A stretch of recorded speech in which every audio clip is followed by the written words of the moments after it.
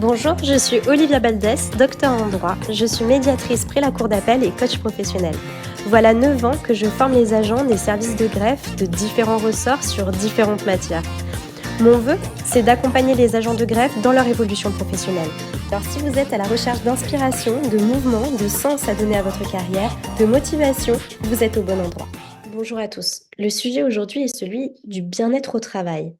Le bien-être au travail, c'est une notion qui est, devenue un sujet, central. Alors beaucoup dans les entreprises privées, mais elle commence à prendre du terrain aussi dans le cadre de la fonction publique et donc, au sein de nos juridictions. Mais la question qui se pose réellement, c'est que ça passe par quoi le bien-être au travail?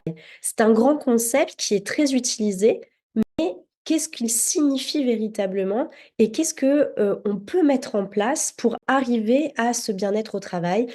On va essayer de répondre à ces questions.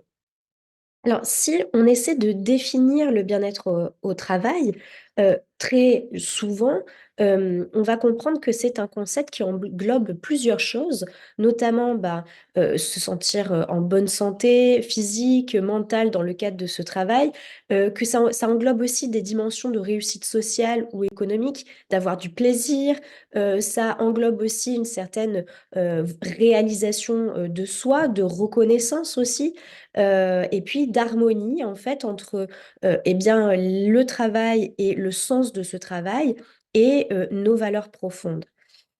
Quand on évoque alors ce concept, eh bien, on a la sensation que le bien-être au travail, c'est quelque chose de complètement individuel, qu'il s'agit en fait finalement d'une quête individuelle.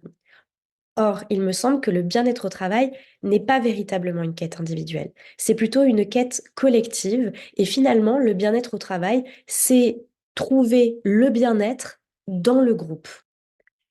Il s'agit alors d'une harmonie collective où chaque membre se sent compris, valorisé et connecté aux autres. Cette approche collective du bien-être, elle me semble déterminante, car elle va venir refléter une vérité profonde.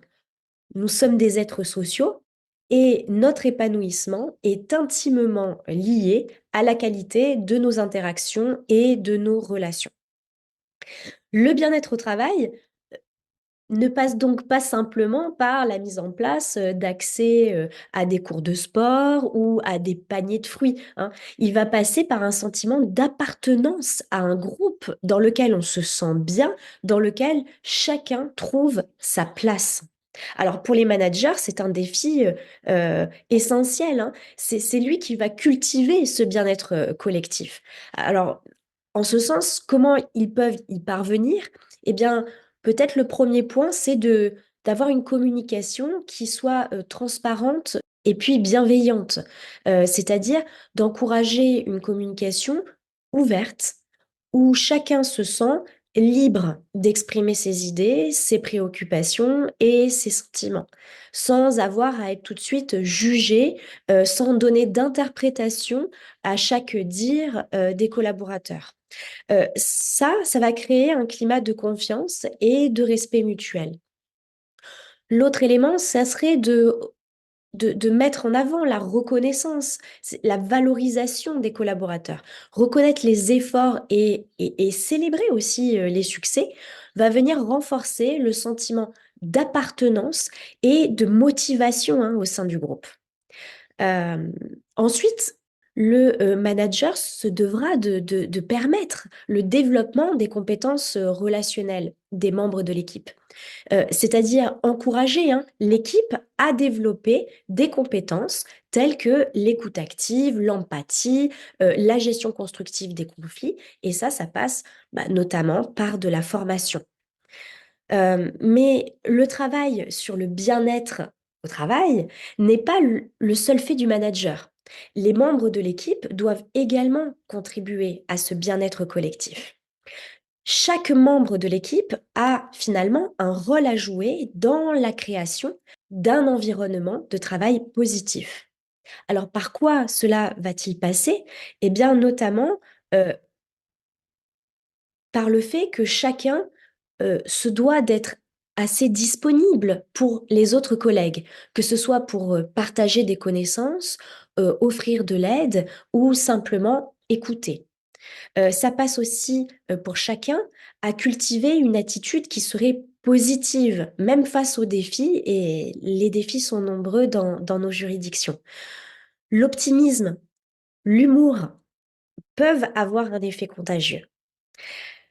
Ça pourrait passer également par le fait, de respecter aussi et de s'efforcer à respecter les différences et justement à les valoriser. Valoriser la diversité au sein de son équipe. Chacun n'est pas bon aux mêmes endroits, chacun n'a pas les mêmes qualités, mais valoriser les qualités de chacun dans, des domaines spécifiques.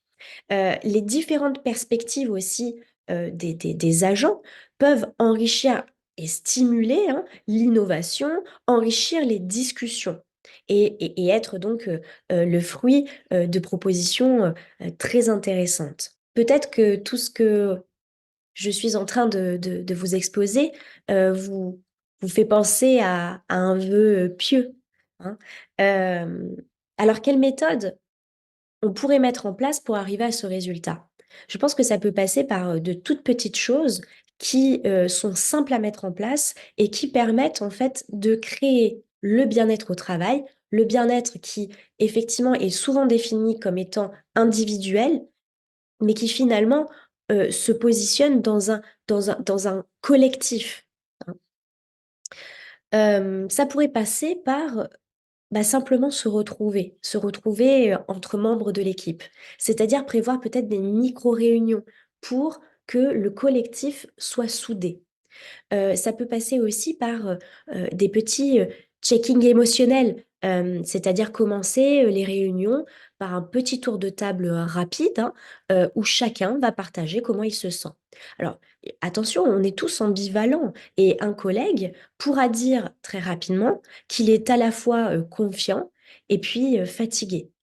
Et ça va permettre de valoriser l'empathie et la cohésion. On n'a pas tous une émotion, qui est stable, tout au long de la journée. On arrive au bureau, et on a des émotions différentes selon différents plans. On peut p les évoquer pour que les autres collègues sachent dans quelle, émotion, quel état, aujourd'hui, la personne est. Ça peut passer aussi par, le fait de partager, heu, les objectifs du service et de déterminer le rôle de chacun par rapport à ces objectifs. C'est-à-dire vraiment, le faire aussi de manière, collective. Souvent, en fait, il peut y avoir des entretiens individuels avec, des objectifs individuels, fixés pour chacun. Ce qui peut être intéressant, c'est aussi de mettre ces objectifs assignés à chacun, dans un collectif.